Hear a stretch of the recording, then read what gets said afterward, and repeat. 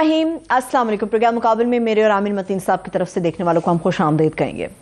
नाज़रीन, chief justice of Pakistan ने अपना हथौड़ा उठा लिया। इलेक्शन कमीशन के इलेक्शन का जो केस होगा उसको कल समाअत के लिए मुकर्रर तो कर दिया गया। अब सवाल ये होगा कि इलेक्शन होंगे या फिर तौहीन अदालत होगी, ये बात करना अभी बाकी है और इसके ऊपर तजिया भी आमिर साहब का हम लेंगे। सुप्रीम कोर्ट ऑफ पाकिस्तान वज़ीर आज़म को बुलाएगी या फिर चीफ जस्टिस पार्लियामेंट के अंदर पेश होंगे, इसका भी फैसला आने वाले कल में मुतवक्के नजर आ रहा है। इसके ऊपर भी बात होगी। मगर इस पूरे सीन के अंदर जो हमारी इकॉनमी की सूरत हाल है, महंगाई के जो असरात हैं, टैक्स जमा करने वालों तक पहुंच गए हैं, FBR के 150 अफसरान की जो अचानक से छुट्टियां हैं, इसके पीछे क्या कहानी है, क्या माजरा है, ये भी आपके साथ शेयर करेंगे। मगर ये जान लीजिए कि या तो जनाजे उठाए जाएंगे या फिर आवाज़ उठानी पड़ेगी। मुराद सईद की जान को जो खतरात दरपेश हैं, उनकी वजूहात क्या हैं, क्या नताइज इसके बरामद खौफनाक हो सकते हैं, इसके ऊपर भी बात होगी। आमिर साहब, वैसे तो हमारी अंदरूनी सियासत इतनी ज़्यादा पोलराइज्ड हो गई है, इतने ज़्यादा मसले मसाइल हैं, रोज़ उसके ऊपर बात करते हैं, मगर जो दो अहम मामलात हैं जिस पे दिल आज बड़ा तकलीफ में है, एक तो असातिज़ा वाला इशू जो सरकारी स्कूल में फायरिंग, और सेकेंडली शुमाली वज़ीरिस्तान के अंदर जो हमारे फौजी जवान शहीद हुए हैं। जी, दोनों ही साने बहुत ज़्यादा तकलीफ दे हैं कि कुरम के अंदर जो है 7 उस्ताज़ा को जिस तरीके से शहीद किया गया है, ये नहीं, अब ये तफ्तीश होनी है। ये नहीं पता कि वो कोई फ़िरका वारियत थी, दहशत गर्दी थी या कोई जुर्म था, इस पर तफ्तीश होनी है। मगर बहुत ही तकलीफ दे है कि वो टीचर कोई कहीं से आया था, कोई कहीं से आया था, वहाँ पर इम्तिहानों को करवाने के लिए आए थे। दूसरा, जो 6 फ़ौजी जवान हमारे शुमाली वज़ीरिस्तान में शहीद हुए हैं, 3-4 बताया जा रहा है कि कुछ टेररिस्ट भी, दहशतगर्द भी मारे गए हैं, वो भी बहुत ही एक तकलीफ दे बात है। आप देखें, हमारे यहाँ ये इतनी तवत्तुर के साथ ये वाली खबरें आती हैं कि हम बड़े फॉर ग्रांटेड लेते हैं और हम इधर उधर दाएं बाएं की खबरें करते हैं। मगर ये जो शहादतें हैं, इंडिया में पुंछ के अंदर जो है उनके 5 फौजी मारे गए हैं, पूरे इंडिया की सारी सियासत गिर्द गिर्द घूम रही है। तो हम ये इसको बहुत ज़्यादा लाइटली लेते हैं। क्या करें, सियासत इतनी ज़्यादा गंदी हो चुकी हुई है और आम आदमी उसके अंदर इतना पिस रहा है, महंगाई पे पिस रहा है, वो है। मगर ये सियासी बहरान, आइनी बहरान, ये इकनॉमिक बहरान, यही नहीं ख़त्म हो रहे। तो आज की जो लेटेस्ट है उसमें क्या करें, करनी पड़ती है बात कि अभी आज की 2-3 बड़ी चीज़ लेटेस्ट हुई है। एक तो ये कि ये जो था, किसी को खुशफहमी की आपस में बैठ के फैसला कर लें, और जो अदालत ने भी ख्वाहिश का इजहार किया था कि आप पंचायती कर लें, वो पंचायती फैसला तो हो गया ख़त्म। और अदालत ने जो अपना शॉर्ट ऑर्डर दिया, कल वो 11 बजे इसका फैसला करेंगे, उसमें दोबारा ये लोग भूल गए थे। क्या उन्होंने कहा, जी ये हमारी जो है ऑर्डर कोई नहीं था, हमने आपकी ख्वाहिश पे कहा था कि ये आप खुद कर लें। मगर इसका असर कोई भी, जो 14 मई को इलेक्शन जो करवाने का जो ऑर्डर था वो बरकरार था। वो पहले भी बताया था, अभी दोबारा बता रहे हैं। अब कल ये देखना है कि ये जब समाअत होगी तो ये, क्योंकि लॉजिस्टिकली अब कहा जा रहा है कि 14 मई को पॉसिबल नहीं है, तो ये क्या कल के ही फैसले में अदालत मज़ीद टाइम देना पड़ेगा, क्योंकि अभी पैसे टाइम पे नहीं पहुँचे, फोर्सेस नहीं प्रोवाइड की गई, तो ये अभी आगे 14 मई को लॉजिस्टिकली पॉसिबल नहीं है। तो ये अगली क्या तारीख देती है, एक बात। दूसरा कि जिन लोगों ने ये रुकावटें खड़ी की हैं हुकूमत की तरफ से, आया उनको कल की पेशी में ही बुलाया जाएगा कि जनाब ये आ जाए, प्राइम मिनिस्टर साहब या कैबिनेट या स्टेट बैंक के गवर्नर या फाइनेंस सेक्रेटरी, जिसने भी इनकार किया है, अदालत की हुक्म अदूली की है, क्या उनको कल से बुलाया जाना शुरू कर दिया जाएगा, या ये दूसरा केस है 90 दिन के अंदर इलेक्शन करवाने वाला, उसके अंदर जो है ये फैसला होगा। दूसरा एक बहस ये बहुत ज़्यादा चल रही है, चलती जा रही है कि जनाब ये 90 दिन के फैसले के अंदर फुल बेंच करवा लेना चाहिए ताकि बन भी जाए। मगर इस बात की भी कोई मैं समझता है कि गारंटी कोई नहीं है कि फुल बेंच के भी, नीयत ही अगर ख़राब हो तो फुल बेंच भी फैसला दे दे, तो हुकूमत का जो रवैया नज़र आ रहा है उन्होंने ना ही करनी है, उन्होंने ना ही करनी है। तो ये एक उनके ख्याल में ये एक मफरूज़ा है कि जी फुल बेंच अगर आ गया, 15 जज आ गए, या लार्जर बेंच आ गया, 13 जज आ गए, तो वो 90 दिन के इसको वायलेट करेंगे। मेरा नहीं ख्याल है करेंगे। मुझे हुकूमत तो क्लियरली कह जाएगी है, कम वॉट में हेवंस में फॉल, दुनिया क़यामत आ जाए, کچھ بھی ہو جائے. ہم نے الیکشن نہ وہ تو یہاں تو چھوڑے وہ اکتوبر کی بھی بات نہیں کرتے ہیں, وہ الیکشن ہونا دینا ہی نہیں چاہتے. اور اس کے اندر تلخی بہت زیادہ اب بڑھ گئی ہے. اگر آپ کی اجازت ہو تو ہمیں شامل کر لو اس وقت سینئر رہنما شاہ محمود قریشی صاحب نے ہمیں جوائن کیا. سر بے حد شکریہ آپ کا مقابل کے لیے وقت نکالنے. جی شاہ محمود قریشی صاحب سے زیادہ اس وقت ریلیونٹ آدمی کوئی نہیں ہے, کیونکہ یہ ان مذاکرات کا جس کا عدالت نے حالانکہ خواہش کا اظہار کیا تھا, پر ایک مذاق بھی اڑایا جا رہا تھا کہ جی ساتھ میں بیٹھے ہوئے بھی تھے اور باہر پارلیمنٹ کے اندر کہا جا رہا تھا کہ یہ کیا جرگہ کروایا جا رہا ہے, پنچایتیں کروائی جا رہی ہیں. تو شاہ صاحب یہ اس کا تو اب بالکل ختم ہو گیا, اب وہ بحث تو نہیں رہی. عامر, ہم نے تو بڑی کوشش کی کہ معاملات کو آگے بڑھائیں اور گفت و شنید سے ملک کو اس ہیجانی کیفیت سے نکالیں, اور میں یہ کہتا چلوں کہ اس میں پیش رفت بھی ہوئی, یہ نہیں میں کہوں گا کہ پیش رفت نہیں ہوئی, لیکن جو ایک نقطہ تھا کہ ڈیسولوشن کب ہونی ہے اور الیکشن کب ہونا ہے, اس پر ہمارا اتفاق نہیں ہو سکا. گو تحریک انصاف نے بہت گنجائش پیدا کی, ان کے جتنی خواہشات تھیں. مثال کے طور پر ان کا بنیادی مطالبہ کیا تھا؟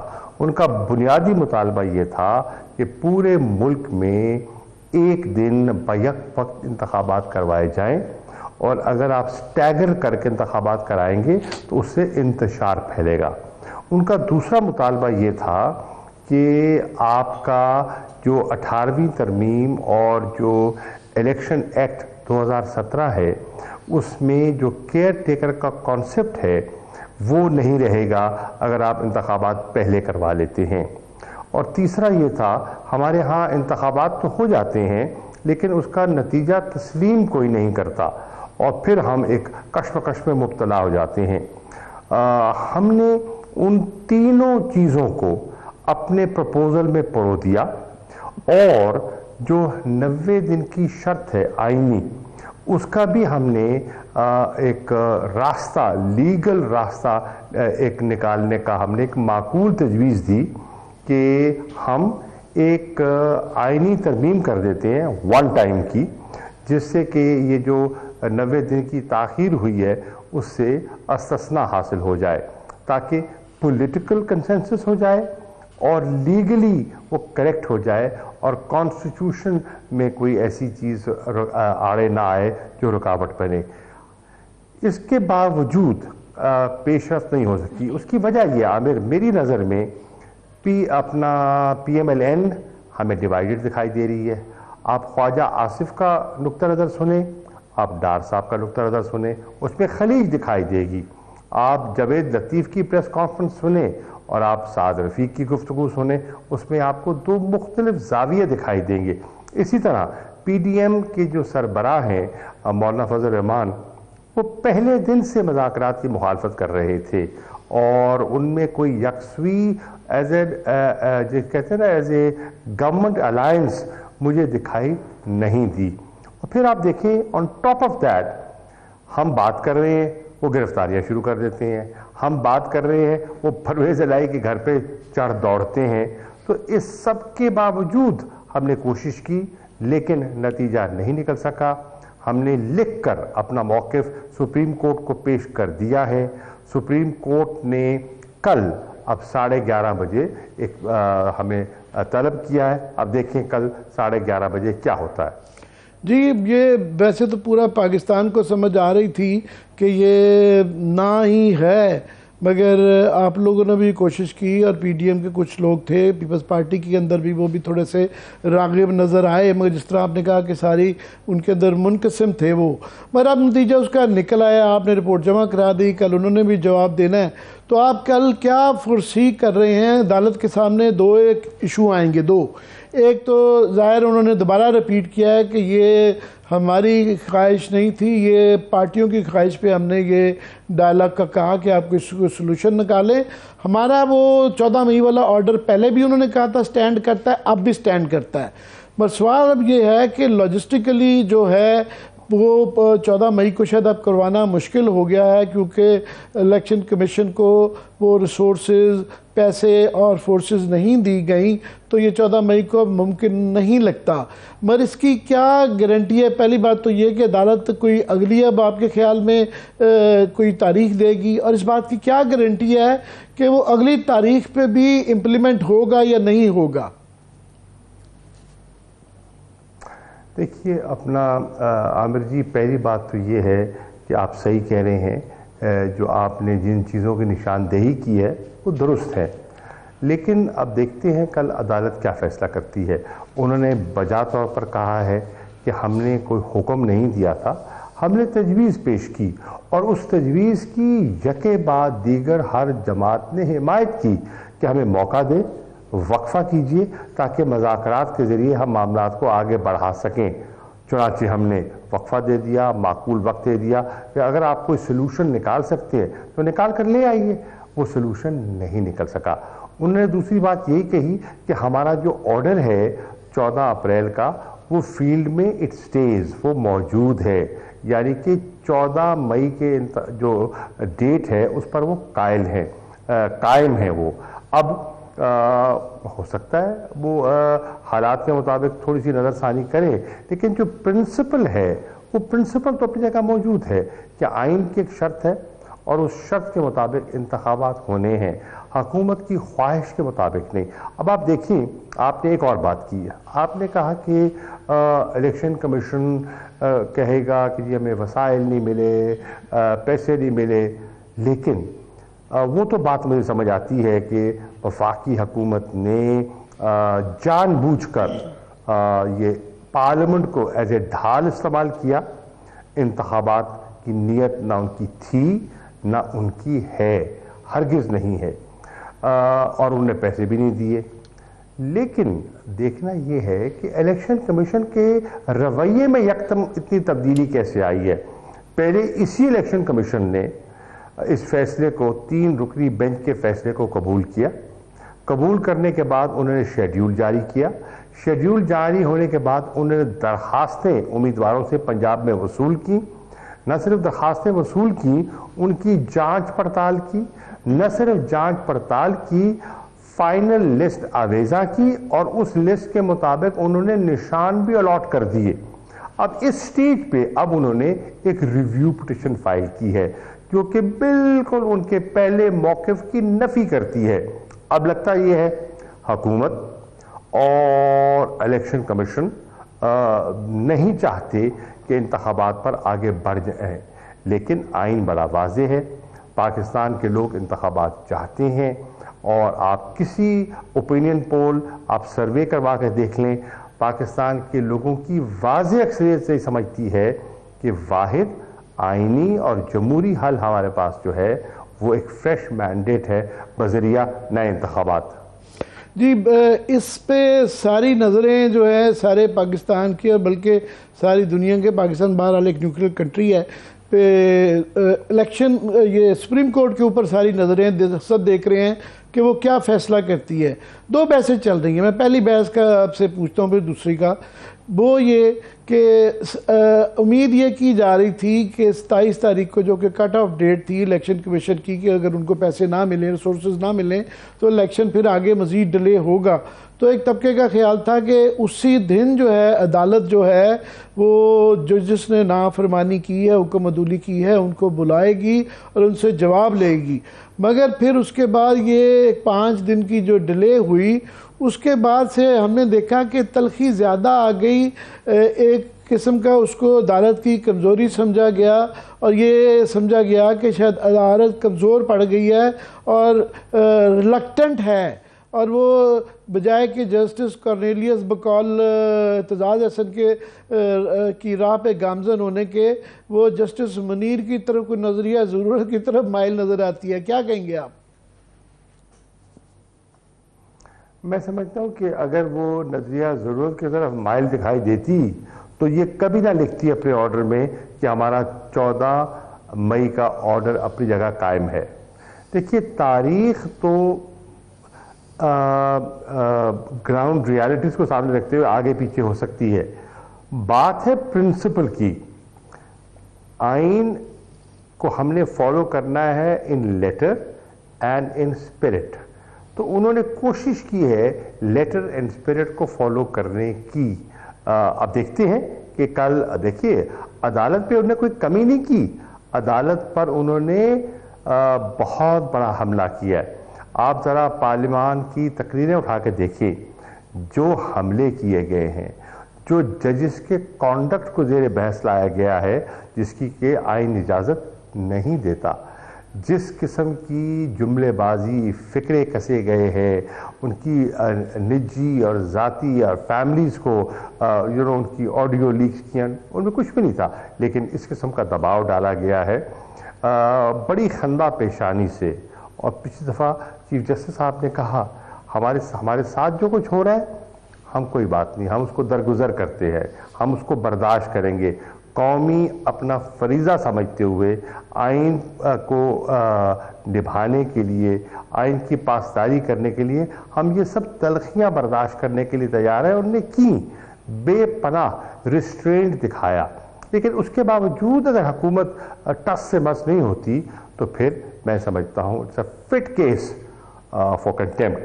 और वो जानते हैं कि किसने इसमें क्या रोल प्ले किया है। शाह साहब, इसमें एक दूसरी जो बहस चल रही है वो एक बहुत बड़ा तबका है जो कह रहा है कि अगर ये फुल कोर्ट इस पे बना दिया जाए तो अदालत की अहकामात के अंदर ज़्यादा अखलाकी जान पड़ जाएगी, और उसमें देखें पे जो किस जज ने लेफ्ट पे जाना है या राइट पे जाना है, तो ये फैसला हो जाए। दूसरा, अमल दरामद होने में आसानी होगी, क्योंकि एक मुनक़सिम अदालत की वो वैल्यू नहीं रहती जो कि मुत्तहद अदालत की होती है। आप क्या कहेंगे? देखिए, बहसियत तहरीक इंसाफ हमने कभी फुल कोर्ट की मुखालफत नहीं की। हमने कहा ये आपकी सवाबदीद है, ये चीफ जस्टिस की सवाबदीद है, और हमने उस फैसले को तस्लीम किया। यही लोग जो आज फुल कोर्ट का मुतालबा कर रहे हैं, जब चीफ जस्टिस ने फुल कोर्ट के बगैर एक लार्जर बेंच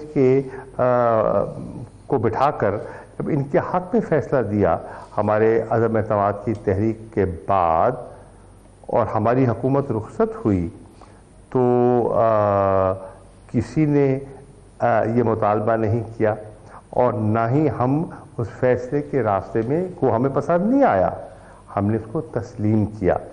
अब ये क्या चाहते हैं?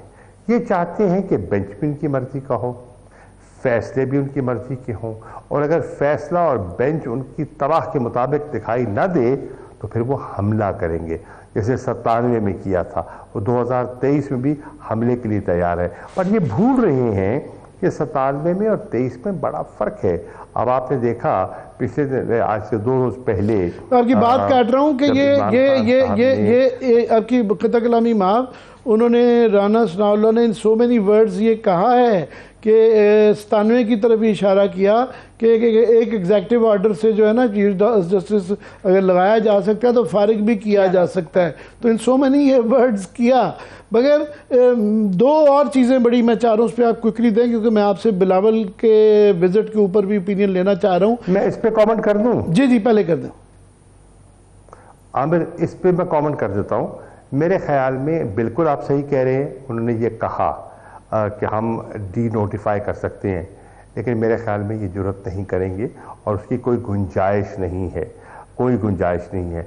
आज इस मुल्क का बहुत बड़ा तबका चीफ जस्टिस के साथ और इस बेंच के साथ खड़ा है, और आपने देखा लाहौर में जो यकजहती के लिए लोग निकले इमरान खान की रैली में, रावलपिंडी इस्लामाबाद में मैं खुद था, पेशावर में परवेज़ खटक थे, आप देखा कि आपने लोग फिल बदी निकले और उन्होंने इजहार यकजहती किया। बरोज़ हफ्ता, कल तो जुमा है, परसों पूरे पाकिस्तान में इंशाअल्लाह हर शहर में, हर कस्बे में, छोटे बड़े कस्बों में यूनियन काउंसिल लेवल पर इजहार यकजहती किया जाएगा, आज़ाद अदलिया के साथ, आइन की हुक्मरानी के लिए, और आपका भला हो चीफ जस्टिस के साथ यकजहती के लिए। और आप देखिएगा कि लोग कस्बों में भी और बड़े शहरों में बिलखुसूस बाहर निकलेंगे और अदालत के हाथ मजबूत करेंगे। یہ شاہ صاحب آپ 40-50 سال سے جو ہے سیاست کر رہے ہیں. ابھی 88 کی مجھے پارلیمنٹ میں مجھے یاد ہے موقع ملا ہوا ہے آپ کی وہاں پہ فنانس منسٹر کے طور پہ بھی دیکھنے کا موقع. مگر یہ جو پارلیمنٹ کا جو اس دفعہ رویہ ہے، آج 2 بڑے واقعات ہوئے ہیں. ایک انہوں نے کہا ایاز صاحب نے کہ پی اے سی کے اندر مظاہر علی نقوی جج کا نام لے کے ان کو بلایا جائے اور ان کی تفتیش کروائی جائے پبلک اکاؤنٹ کمیٹی سے. آف کورس ہمارے میں سے کافی لوگ سمجھیں گے، کہتے ہوں گے اگر الزامات ہوں تو تفتیش ہونی چاہیے، مگر ظاہر ہے اس کا ایک اور طریقہ کار ہے. دوسرا انہوں نے کہا کہ جناب ہمیں منٹس جو عدالت نے مانگے ہیں اس کمیٹی کے، وہ جو از خود نوٹس کے اوپر جو قانون کو آمد درآمد روکی ہوئی ہے، وہ ہم نہیں دیں گے. تو کیا کہیں گے آپ ان 2 فیصلوں پہ؟ غلط بات کر رہے ہیں عامر جی، غلط کر رہے ہیں. وہ اس ملک کی اعلیٰ عدلیہ کی بے توقیری کر رہے ہیں اور یہ آئین پر حملہ کر رہے ہیں، یہ آئین شکنی کر رہے ہیں اور یہ بھول رہے ہیں کہ وقت بدلتے رہتے ہیں. ادارے قائم رہنے ہم سب کی ضرورت ہے. آج chief justice Bandial chief justice ہے، کل کوئی اور ہوگا، پہلے کوئی اور تھا. لیکن ادارے کو جس طرح یہ تقسیم کرنے کی کوشش کر رہے ہیں، یہ ملک کی خدمت نہیں کر رہے، یہ جمہوریت کی خدمت ہرگز نہیں کر رہے. اور میں محترم اور فاضل جج صاحبان کو بھی کہوں گا کہ ان کا اتفاق آئین کے، ایک تو آئین کے دفاع کے لیے ان کا یکجا ہونا اور بنیادی حقوق کا تحفظ کرنا ان کی ذمہ داری میں عائد ہوتا ہے. دیکھیے یہ جو بغاوت کا یہ تقریباً قطع کلامی معاف، یہ تقریباً بغاوت کا یہ اعلان ہے کہ آئین بڑا کلیئر ہے کہ کس ادارے کا کتنا اختیار ہے. مگر یہاں اس کو جو عدالت ورسز جو پارلیمنٹ بنا دیا گیا کیس ہے، تو اس کے پیچھے کیا سوچ کار فرما ہے؟ کیا چاہتے کیا ہیں؟ کون کیا چاہتا ہے؟ یہ جو بھی اس وقت پی ڈی ایم والے جو وہاں حکومت میں اس وقت بیٹھے ہوئے ہیں، تو پارلیمنٹ کے ذریعے جب اس طرح کا پی اے سی میں جج کو بلا کے تفتیش کروانی ہو، حالانکہ شاید تفتیش میرا خیال ہے رائٹ فورم پہ ان کی ہو جانی چاہیے. کوئی چاہتے کیا ہے؟ میں سمجھ گیا، ہاں میں سمجھ گیا، آپ کا سوال سمجھ آ گیا. یہ چاہتے کیا ہے؟ یہ الیکشنوں سے فرار چاہتے ہیں، یہ مذاکرات سے گمشدگی چاہتے ہیں، فرار چاہتے ہیں. یہ نہ الیکشنز کے حق میں ہیں، نہ یہ مذاکرات میں سنجیدہ دکھائی دیے، اور نہ ہی انہیں احساس ہے کہ ملک کس معاشی کیفیت سے دوچار ہے. دیکھیے سال ہو گیا اس حکومت کو آئے، آئی ایم ایف کے ساتھ معاہدہ دکھائی نہیں دے رہا، اور میری اطلاعات کے مطابق پیچیدگیاں بڑھ گئی ہیں. آج بھی انہوں نے ان کو کہا ہے کہ ابھی بھی چائنا، سعودی عرب اور ایمریٹس کی مدد کے باوجود، رول اوورز کے باوجود، آج بھی $3 ارب کا ریسورس گیپ ہے. اور پھر ڈاکٹر صاحب کہتے ہیں ہم بجٹ بنائیں گے. بجٹ کیسے بنائیں گے؟ ہوا میں بنائیں گے. آپ کے پاس ریسورسز کہاں ہیں؟ اور آپ بجٹ بنا دیتے ہیں اور آپ کا معاہدہ نہیں ہوتا. اور فرض کیجئے انتخابات میں کوئی اور حکومت، کسی اور پارٹی کی حکومت آ جاتی ہے، تو پھر کیا ہوگا؟ پھر آئی ایم ایف کے ساتھ اثر و گفتگو شروع ہوگی. یہ مناسب نہیں ہے. میں سمجھتا ہوں کہ انہیں فی الفور انتخابات کی طرف از خود چلے جانا چاہیے، از خود چلے جانا چاہیے. اور وہ تو بہرحال شاہ صاحب ہوتے ہوئے نظر نہیں آ رہا. آپ سابق وزیر خارجہ ہیں، تو میں آپ کے پریزنس کا فائدہ اٹھاتے ہوئے بلاول بھٹو صاحب کو گوا میں ایس سی او کی کانفرنس میں جانا چاہیے تھا. دیکھیے اس پہ 2 ویوز ہیں اور بڑے اسٹرانگ ویوز سامنے آئے ہیں. ایک طبقہ ہے وہ کہتے ہیں جو کچھ کشمیر کے ساتھ ہوا، کشمیریوں کے ساتھ ہوا، 5 اگست 2019 کے جو یک طرفہ اقدامات اٹھائے گئے، جو کہ سلامتی کونسل کی قراردادوں اور شملہ معاہدے کی روح سے برعکس ہے، ہمیں بالکل نہیں جانا چاہیے تھا.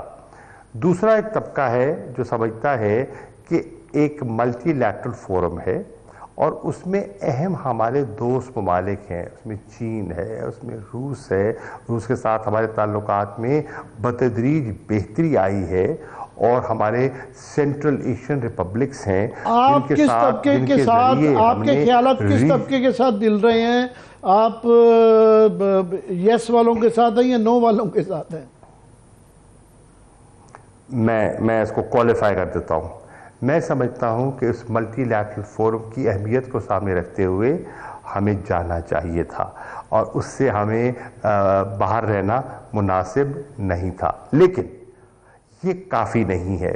ہمارا کشمیر پہ ایک جذباتی ہمارا ایک لگاؤ ہے کشمیریوں کے ساتھ. ہمیں جانا چاہیے، جا کر وہاں بلاول کو آن دا سائیڈ لائنز میٹنگ کرنی چاہیے تھی، اور کرنی چاہیے ہندوستان کے وزیر خارجہ سے. اور وہ جو ہمارے ایشوز ہیں جو کہ ہمارے تعلقات کو جنہوں نے فریز کیا ہوا ہے، شاہ صاحب معاف کیجئے گا، وہ تو جو ہے خفیہ کوئی ملاقات ہو جائے، مگر ان کے جانے سے پہلے ہی انہوں نے یہ اعلان کر دیا تھا کہ کوئی بائی لیٹرل میٹنگ نہیں ہوگی، اور یہاں تک کہ آخری وقت یہ بھی نہیں پتہ چل رہا تھا کہ جہاز کو اجازت ملے گی کہ نہیں ملے گی. تو پھر عامر، اگر یہ صورتحال تھی کہ اگر انہوں نے وہاں جا کے کشمیریوں کا ذکر ہی نہیں کر رہا، وہاں جو ہیومن رائٹس وائلیشنز ہو رہی ہیں، جہاں مسلمانوں کے ساتھ، اقلیتوں کے ساتھ جو سلوک ہو رہا ہے، پانی کا مسئلہ جو دن بدن پیچیدہ ہوتا جا رہا ہے، انڈس واٹر ٹریٹی کو جس طرح وہ اب بالکل اس کو خاطر میں نہیں لا رہے، اگر یہ سارا ماحول تھا اور ان کو پہلے ہی انہیں جواب دے دیا تھا، تو پھر وہ ایس سی او سے لا تعلق نہ ہوتے، فزیکلی نہ جاتے، ورچولی شامل ہو جاتے، زوم کے ذریعے مخاطب ہو جاتے، اپنا نقطہ نظر پیش کر دیتے ملٹی لیٹرل. اور یہ جو لشکر لے کر گئے ہیں اور وہاں سے ٹویٹس ہو رہی ہیں، جو وہاں کے گوا کی بیچز پر جو وہ لیٹے ہوئے دکھائی دے رہے ہیں اور بیٹھے ہوئے دکھائی دے رہے ہیں، اس کی ضرورت نہیں تھی. اس سے تو آپ ایک تاثر دے رہے ہیں کہ every thing is normal whereas things are not normal. ٹھیک ہے، تو پھر اگر یہ نہیں حاصل کر سکتے تھے اور اس میں ناکام ہو گئے، تو پھر ایس سی او سے لا تعلق نہ ہوتے، کیونکہ اس میں ہمارا ایک یوریشین جو کنیکٹیوٹی ہے، جو انٹیگریشن ہے، اکنامک سیکیورٹی ہے، شاہ صاحب بڑا آپ کا میں تھوڑا وقت ہے اس لیے میں جلدی پوچھ رہا ہوں آپ سے کہ ہماری طرف سے بڑا متضاد پیغام گیا ہے کہ بلاول صاحب خود فزیکلی چلے گئے ہیں، خواجہ آصف صاحب جو کہ وزیر دفاع ہیں وہ نہ صرف کہ انہیں ورچول میں بھی انہوں نے اپنی ایک پراکسی بٹھا دی، اس نے میٹنگ کی.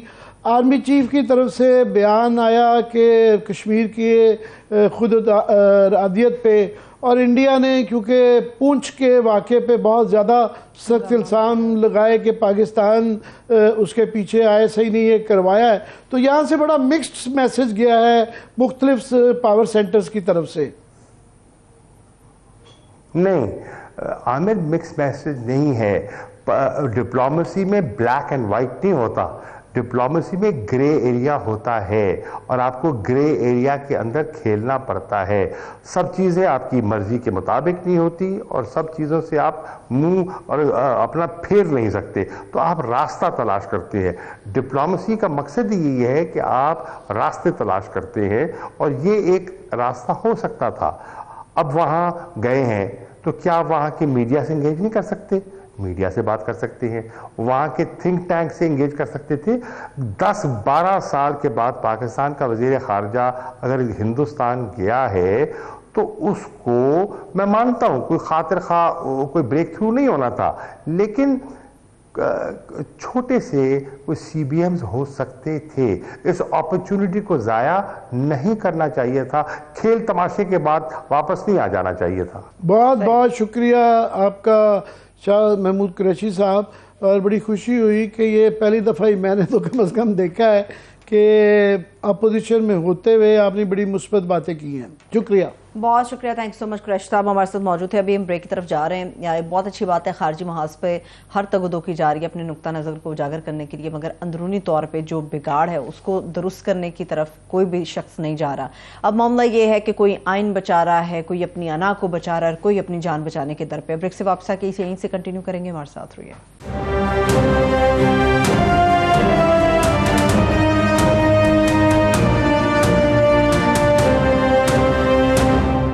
ब्रेक के बाद एक बार फिर से खुश आमदेद कहेंगे। आमिर साहब, कुरैशी साहब से जो आप कश्मीर और इंडिया के हवाले से बात कर रहे थे, इंडिया के अंदर जो इस वक्त चीज़ें चल रही हैं वो समझते हैं कि शायद दो तरफा मामला के ऊपर बिलावल भुट्टो जो हैं वो बात करेंगे जैसे कि कश्मीर है, मगर वो कह रहे हैं कि हमारा सिर्फ फोकस शंघाई ताउन तंजीम के ऊपर होगा।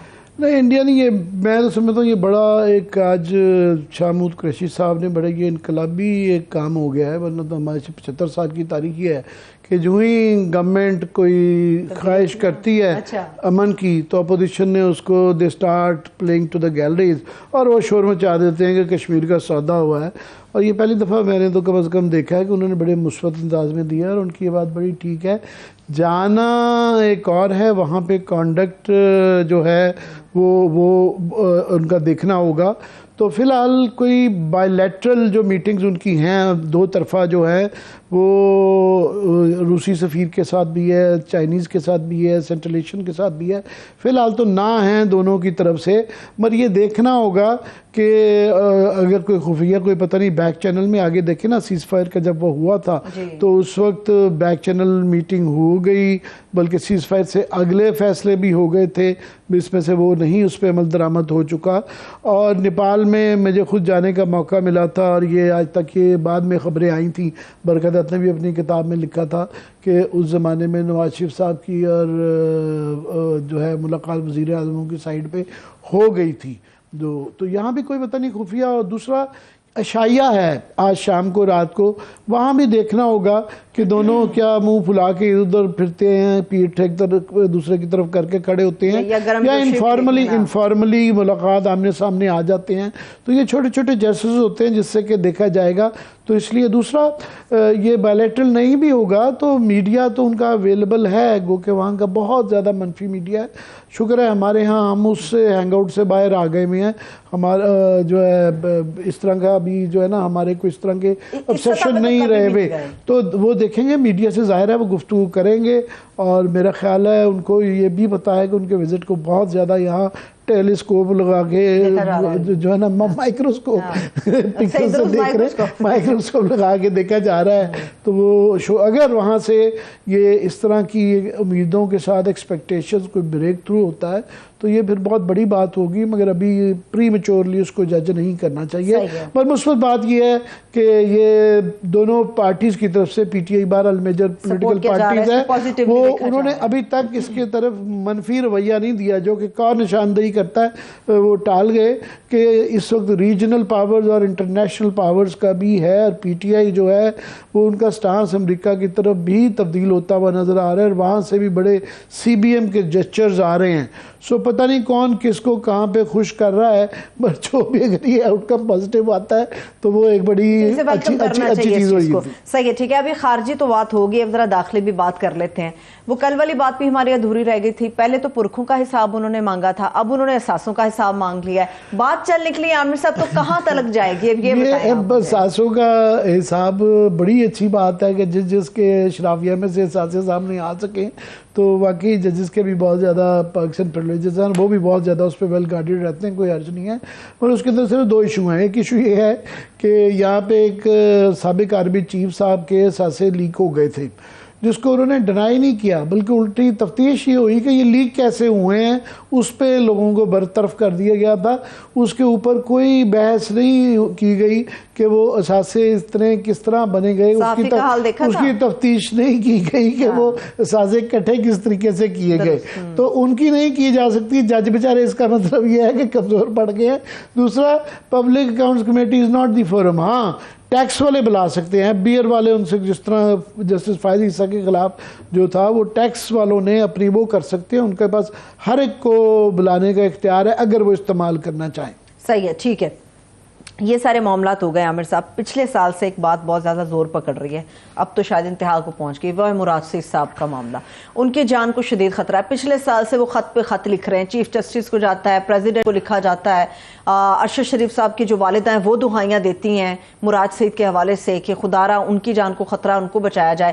اب لاہور ہائی کورٹ ایک الگ حکم دے دیتی ہے اور مالاکنڈ کے اندر جوڈیشل میجسٹریٹ جو ہے وہ ایک الگ حکم دے دیتا ہے. یہ ہو کیا رہا ہے؟ ان کی جان کو شدید خطرہ, کون ان کو سیکیورٹی فراہم کرے گا؟ بھئی یہ ارشد کے واقعے کے بعد تو ہم بہت زیادہ ڈر گئے ہوئے ہیں کہ کیونکہ اسی طرح وہ ہم سارے کہہ رہے تھے, اس پہ پرچہ ہو رہا تھا اور دھمکیاں مل رہی تھیں, اور جب اس کو بلایا گیا تھا وہاں خیبر پختونخوا چمن کے بارڈر پہ, تو اس کو یہ کہا گیا تھا بیٹا تم واپس نہیں جاؤ گے. مراد سعید ایگزیکٹلی, ایک تو بہت زیادہ ان کی دوستی بھی تھی ارشد شریف سے اور ارشد شریف کے لیے بڑا کھڑے بھی ہوئے تھے.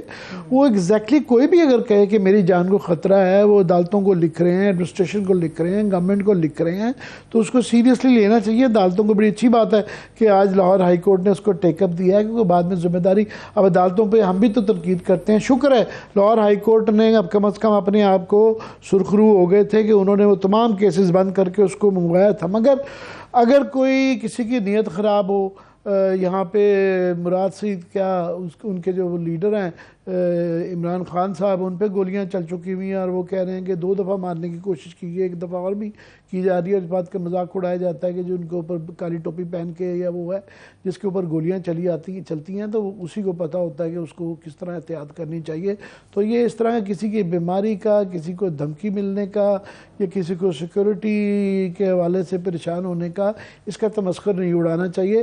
میری بڑی خواہش ہوگی کہ خدا نہ خواستہ جو ہے یہ اس کو سیریسلی لینا چاہیے, اور کوئی وہ ایک وفاقی سابق وزیر ہے, سٹیزن آف پاکستان ہے, اور یہ جو ایک یہ مذاق بن گیا کہ ایک چھوٹے سی مجسٹریٹ صاحب یہ جو ہے وہاں سے کسی دور افتادہ سے کسی لیٹر کے اوپر یا کسی ایک کی درخواست کے اوپر وہ وارنٹ گرفتاری جاری کر دیتے ہیں, اور اس کے بعد جو کہ آج کل نظر آ رہا ہے کہ جو بھی گرفتار کیا گیا تھا, جس طرح کی رپورٹیں آئی ہیں سواتی صاحب کے ساتھ جو ہوا, گل صاحب کے ساتھ ہوا, کہ نہ صرف کہ گرفتاری ہوتی ہے, جان کا خطرہ ہوتا ہے, ان کو مقصد ان کو جو ہے رسوا کرنا ہوتا ہے, شرمندہ کرنا ہوتا ہے. یہاں پہ کئی ہمارے صحافی بھائی ہیں, ان کو ننگا کر کے ان کی ویڈیوز بنائی گئی ہیں.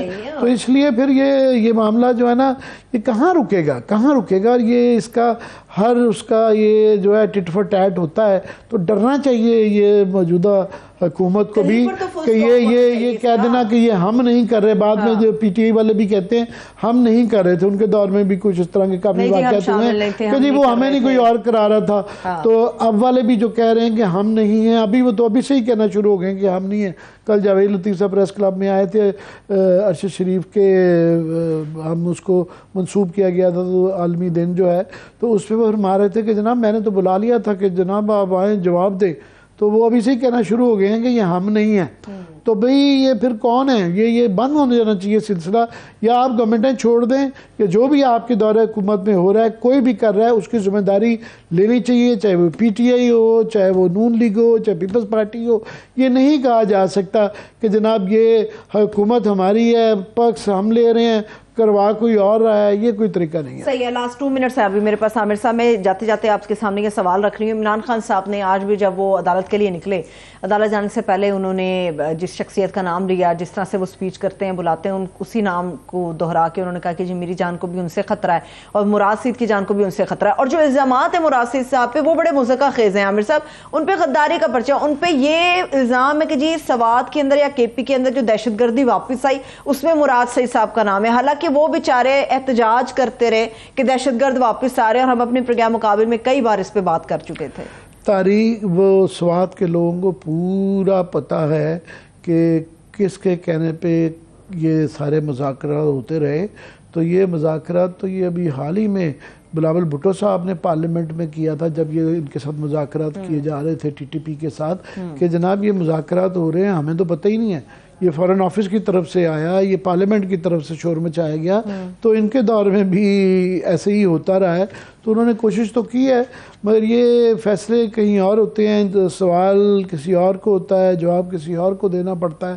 تو بعد میں ویسے تو بھی حال ہی میں آرمی چیف صاحب نے اس بات کا خبریں کے حوالے سے ذرائع کے حوالے سے اقرار کیا کہ ان سے بات چیت کرنا وہ غلط پالیسی تھی، اور اس کا بالکل چاہے کسی کے دور میں بھی ہوا کہ لوگ بات چیت کے بہانے نہیں ہیں، اور کلیئرلی خیبر پختونخوا میں خاص طور پہ اور سوات میں وہ سب سے مثبت بات یہ ہے کہ لوگ کھڑے ہو گئے ہیں، وہ کہہ رہے ہیں کہ کوئی بات چیت کر لے، کوئی کچھ لے، وہ لاؤ دوبارہ وہ اس دور کو دہرانا نہیں چاہتے، نہ ہی ہونے دیں گے۔ بہت شکریہ، تھینکس سو مچ عامر صاحب، دیکھنے والوں کو بھی شکریہ، مجھے اجازت دیجیے، اپنا خیال رکھیے، خدا حافظ۔